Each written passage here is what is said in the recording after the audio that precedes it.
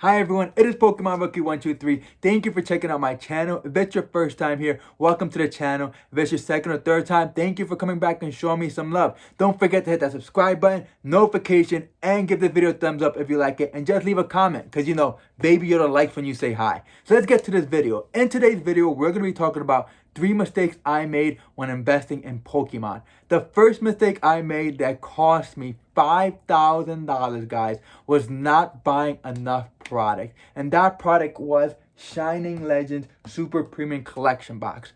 So when I first bought this product, I bought 10 boxes for $80 a piece. I bought them at the Pokemon Center. It was such a great steal. And I was going to go back and buy 10 more. And I had it in the cart. Everything was ready. And right before I was going to press that button to buy the product, my father walks into the room and, asked him for some advice. I said, hey, what do you think of me buying these boxes? And he went crazy, guys. He was like, what are you doing investing in Pokemon, spending $800 on product and this and that? You already bought 10 already. You should save your money, this and that. And that kind of put doubt in my mind. And guess what? I didn't buy it. And if I would have bought those 10 boxes and held them, which I would have, and sold them now today, I would have made $5,000 profit. But I didn't pull the trigger. And that was the first mistake I made, guys, was I put doubt in my mind. I didn't believe in myself. And I should have, because I did the research. I researched day and night. I looked at the product. I looked at the cards that were in it. It was a set that had Shining Lugia. The only way you can get it. It was a limited product. And it was a product that brought a lot of people back into the hobby.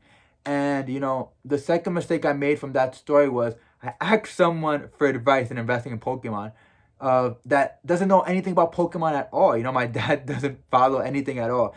And I think that's a mistake that we often do as collectors. We kind of ask friends, family members that don't know anything about Pokemon just to get their advice, because sometimes we get scared since we're investing so much money into it. And I think instead of asking those people, you should ask people who actually know about the hobby so they can actually give you good advice. Because friends and family members are just going to look at the money aspect of it and get scared and overwhelmed when you're spending that much money, especially on cars. But we already know that it could be a good investment. So that's the second mistake I made. So let's go to the second story that cost me roughly $1,100 in profit. And that story has to go with Hidden Fate. So if you guys watch my other videos, I bought a lot of Hidden Fate ETBs, especially when the reprint came out. And I bought my first case for $1,200. So that ETB was $120. But the mistake I made was not buying all my cases at the same time. I ended up buying 4 more cases week after week after week because I didn't want to buy so much of Hidden Fate and have, you can say, all my inventory in one product. I wanted to diversify. But I made that mistake because every week the product kept going higher. The next case I bought was for $1,400, then $1,600, then $1,700. And I think another one for $1,400 again.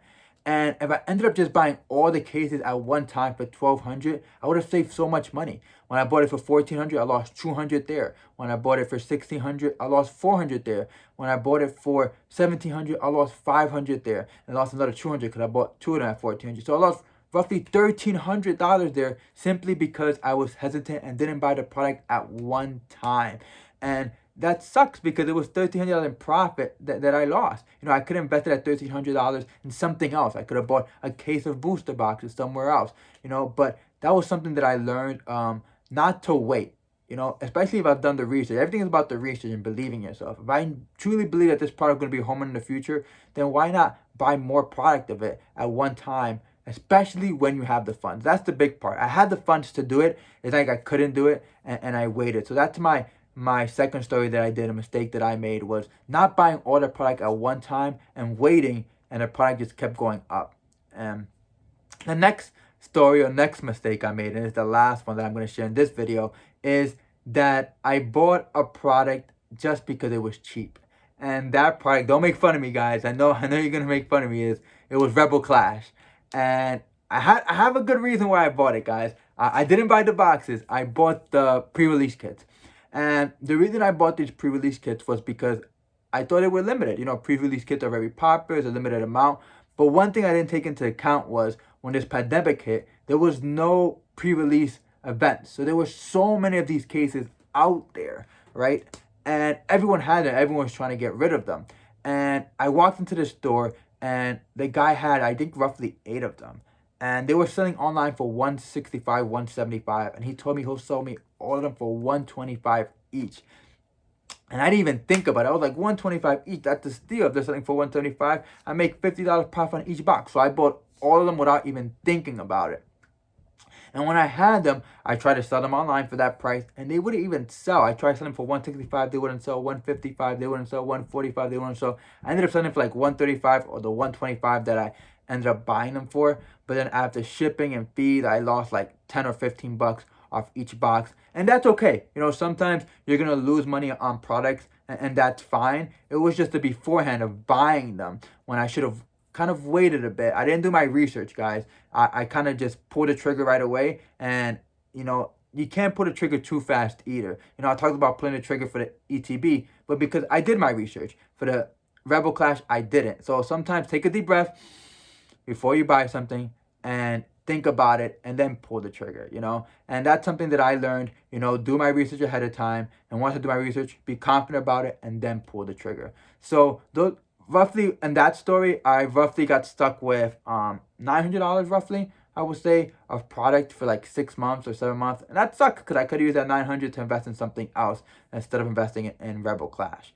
But those are the things that I made a mistake early on, was not buying enough product for one, not buying all the product at one time, and investing in something just because it was cheap doesn't mean it's a good product to invest in, and not doing my research for that product. So I hope you guys learned something from this video. Next video, I'm going to be opening up Shining Fate. It should be coming this week. I ordered some ETBs, and I'm going to pick some ETBs in my near store. So definitely check out those videos. It's going to be a lot of fun. Like, hopefully I pull some good fire. And thank you guys for watching my video. Remember to hit that subscribe button, notification, give this video a thumbs up if you like it, and leave a comment, guys. And I'll see you guys next time. Peace!